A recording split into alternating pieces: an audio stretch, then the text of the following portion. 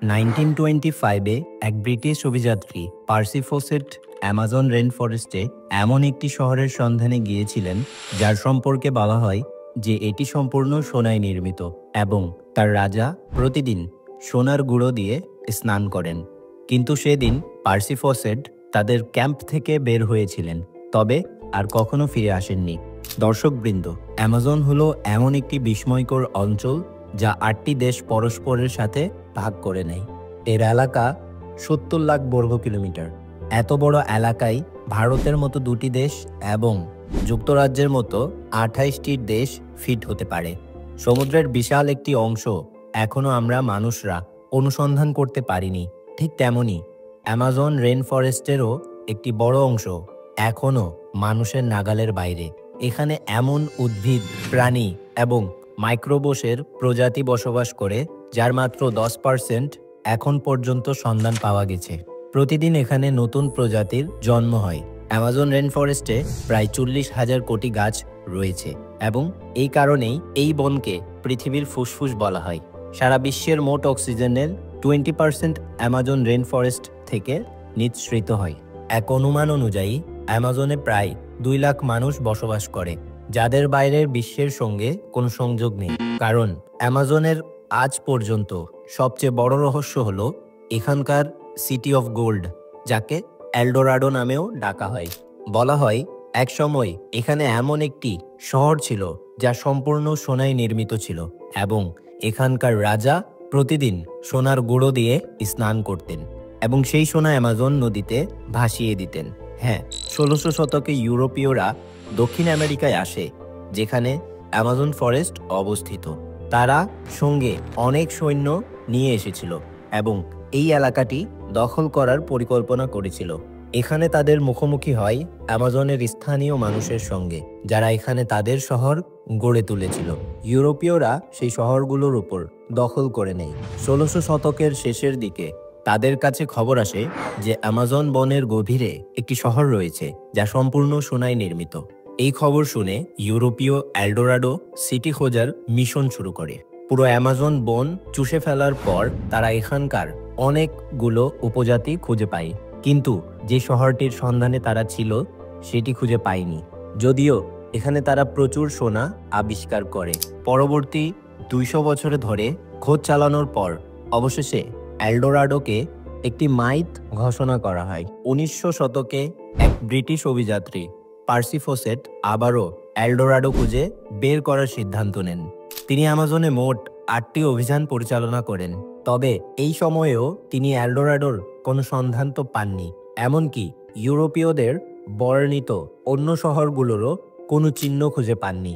তার শেষ অভিযানের সময় পার্সি ফোসেট অ্যামাজনের মাঝখানে অবস্থান করেছিলেন। যখন তার সঙ্গে শেষবার যোগাযোগ হয়, তিনি অনুসন্ধানে বের হন এবং আর কখনো ফিরে আসেননি। এটি 1925 সালের 29 মের ঘটনা। যেখানে তিনি নিখোঁজ হন সেই স্থানটি ব্রাজিলের মাটো গ্রেসো রাজ্যের মধ্যে অবস্থিত।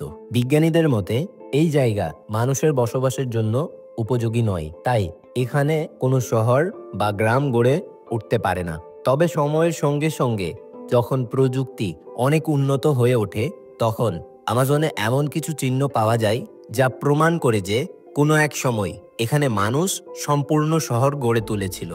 আসলেই পার্সি ফোসেট যে জায়গায় অনুসন্ধান করেছিলেন সেটি সঠিক ছিল, কিন্তু তার অনুসন্ধানের পদ্ধতি সঠিক ছিল না। এখানে বিভিন্ন স্থানে গবেষকদের মানুষের বর্জ্য পাওয়া গেছে। বিজ্ঞানীরা অ্যামাজনের বিভিন্ন স্থানে লাইডার স্ক্যানিং ডিভাইস ব্যবহার করে ঘন জঙ্গলের স্তরের নিচে পাথরের তৈরি কাঠামোগুলো খুঁজে পাওয়া গেছে, যেগুলো সময়ের সঙ্গে সঙ্গে জঙ্গল ঢেকে ফেলেছে।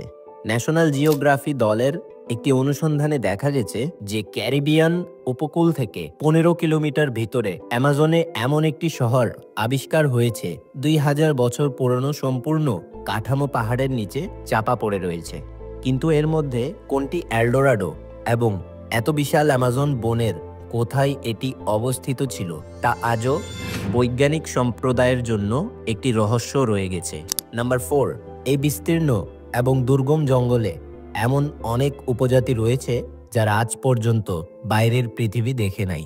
হ্যাঁ, এই মানুষগুলো জঙ্গলে কিভাবে জীবনযাপন করে সে সম্পর্কে নৃতত্ত্ববিদরাও সঠিকভাবে জানেন না।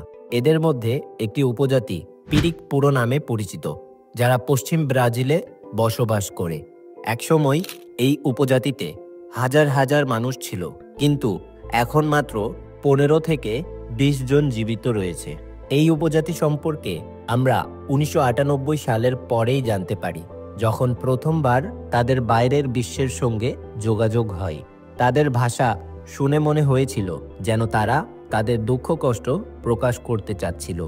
যখন নৃতত্ত্ববিদরা তাদের ভাষা ডিকোড করেন, তখন জানা যায় যে তাদের উপজাতি একসময় বেশ শক্তিশালী ছিল, কিন্তু পরে কিছু দখলদার মাফিয়া জঙ্গলে খনন কাজ করার জন্য তাদের অনেক সঙ্গীকে নির্মমভাবে হত্যা করে। তাদের মধ্যে কেবল এই কয়েকজনই বেঁচে ছিলেন। এমন অজানা কত উপজাতি আছে যারা অ্যামাজন জঙ্গলের গভীরে তাদের নিজস্ব পৃথিবী গড়ে তুলেছে। এই বিষয়ে আজ পর্যন্ত কেউ নিশ্চিতভাবে কিছু জানতে পারেনি। নাম্বার 3, ইতিহাসবিদদের এই বিষয়ে নিশ্চিত কোনো ধারণা ছিল না যে অ্যামাজনে বসবাসকারী মানুষরা এখানে কখন এসেছিল। কিন্তু 2017 সালে এই রহস্য যখন প্রত্নতত্ত্ববিদরা কলম্বিয়ার কাছে অ্যামাজন জঙ্গলে একটি পাহাড়ে কিছু চিত্রকর্ম দেখা যায়। এই বড় বড় পাথরগুলো পাহাড়ের মধ্যে পুরোপুরি চাপা পড়েছিল। এই চিত্রকর্মগুলো বোঝার জন্য এগুলোকে প্রকাশ করা খুবই প্রয়োজন ছিল। তাই প্রত্নতত্ত্ববিদরা এখানে 13 কিলোমিটার পর্যন্ত খনন চালান এবং জানতে পারেন যে কোনো এক সময় এই পাথরগুলো একটি গুহার মধ্যে ছিল।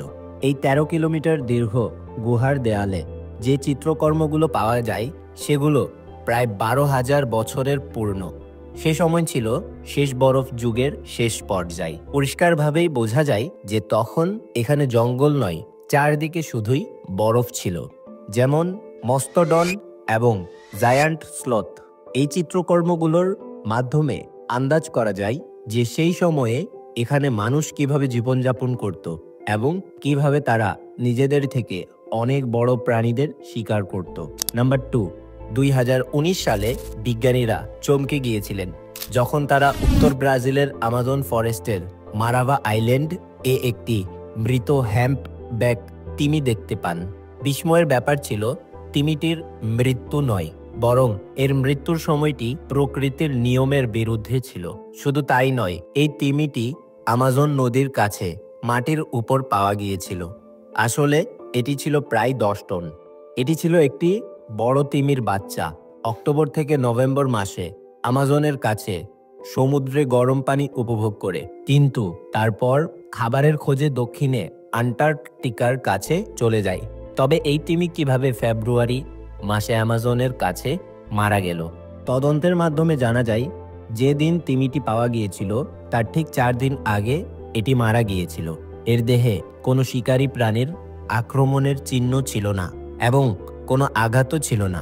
এখন এখানে অনেক প্রশ্ন ওঠে। প্রথমত, এই তিমি এই সময়ে এখানে কিভাবে পৌঁছালো? এটি সমুদ্র থেকে আমাজন নদীতে কেন এসেছিল? সবচেয়ে বড় কথা, এটি আমাজন জঙ্গলের মধ্যে মাটিতে কিভাবে পৌঁছালো? সেই দিন এবং আজ পর্যন্ত এই রহস্য কখনো সমাধান হয়নি। নাম্বার 1, আমাজন জঙ্গলের আরেকটি গোপন রহস্য 2013 সালে আবিষ্কার হয়েছিল, যখন পেরুর কাছাকাছি একটি কেমিস্ট্রির ছাত্র অ্যামাজনে একটি অদ্ভুত কাঠামো পেয়েছিল। এটি একটি গাছের পাতার উপর তৈরি ছিল এবং দেখতে খুবই রহস্যময় লাগছিল। এই সেন্টারে সিল্ক থেকে একটি শঙ্কু তৈরি করেছিল এবং চারপাশে সিল্ক দিয়ে একটি শক্তিশালী বেড়া তৈরি করা হয়েছিল। সেই ছাত্র এই কাঠামোর ছবি তুলে ইন্টারনেটে পোস্ট করেন এবং আশ্চর্যের ব্যাপার ছিল যে আজ পর্যন্ত এমন কোনো কাঠামো কেউ দেখেনি। এরপরে আরও তদন্তের জন্য বিজ্ঞানীদের একটি দল পেরুর এই অংশে গিয়ে তদন্ত শুরু করেন। খুব তাড়াতাড়ি তারা 45টিরও বেশি একই ধরনের কাঠামো খুঁজে পান। কিছু গাছের উপরে ছিল এবং কিছু গাছের পাতার উপর। এই রহস্যময় কাঠামোকে সিল্ক হ্যাঞ্জ নামে অভিহিত করা হয় এবং তাদের মধ্যে ল্যাবরেটরিতে নিয়ে যান। মাইক্রোস্কোপের সাহায্যে দেখা যায় যে বেড়ার উপর ছোট ছোট ডাস্ট মাইটস ঘুরছিল। এই পোকামাকড় সিল্ক তৈরি করে না। সুতরাং এই তথ্য নিশ্চিত ছিল যে এই কাঠামো তাদের দ্বারা তৈরি হয়নি। কয়েকদিন পর বেড়ার মধ্যে থাকা শঙ্কু ধীরে ধীরে ফাটতে শুরু করে এবং এর মধ্য থেকে একটি মাকড়সার বাচ্চা বের হয়ে আসে। আসলে এই কাঠামোটি একটি বিশেষ ধরনের মাকড়সা তৈরি করেছিল, যা শুধুমাত্র পশ্চিমী আমাজনে পাওয়া যায়। এই মাকড়সা তার ডিমের চারপাশে বেড়া তৈরি করে, যাতে ছোট ছোট ডাস্ট মাইটস আটকে যায়, এবং যখন তার বাচ্চা ডিম থেকে বের হয় তখন তার কাছে খাবারের ব্যবস্থা থাকে। আশা করি আজকের ভিডিওটি আপনারা যথেষ্ট পছন্দ করবেন এবং শেয়ার করবেন। আপনাদের ভালোবাসাময় মন্তব্যের জন্য অনেক ধন্যবাদ। পরবর্তী চমৎকার ভিডিওতে দেখা হবে।